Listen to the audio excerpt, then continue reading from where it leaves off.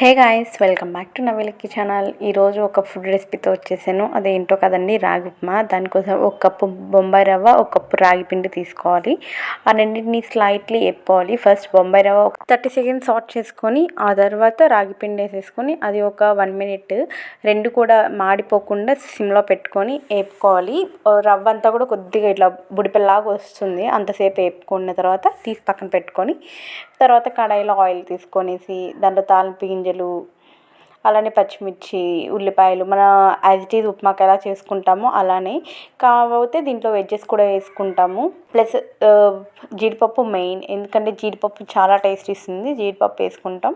Carrot, capsicum ఇలా ఏవి veggies ఉంటే అవి వేసుకోవచ్చు. హెల్దీ కదా, ఇది ఉప్మా టైపే బట్ హెల్దీ ఉప్మా.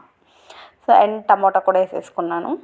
టమోటా ఇవన్నీ వేయడానికి కొద్దిగా లైట్గా సాల్ట్ వేసుకొని, ఆ క్లిప్ మిస్ అయినట్టుంది, సాల్ట్ వేసేసుకొని వేపితే త్వరగా వేపుతాయి. టమోటా మరీ గుజ్జు అవసరం లేదు, జస్ట్ మెత్తబడితే చాలు.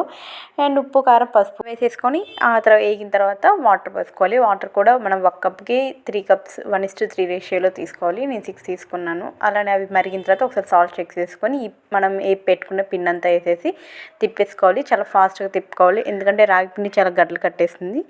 తిప్పేసుకొని ఉడికిన తర్వాత కొత్తిమీర వేసుకొని సర్వ్ చేసుకోవచ్చు. ఇప్పుడు నేను చూపించిన క్వాంటిటీ ఒకరికి మాత్రమే సరిపోతుంది.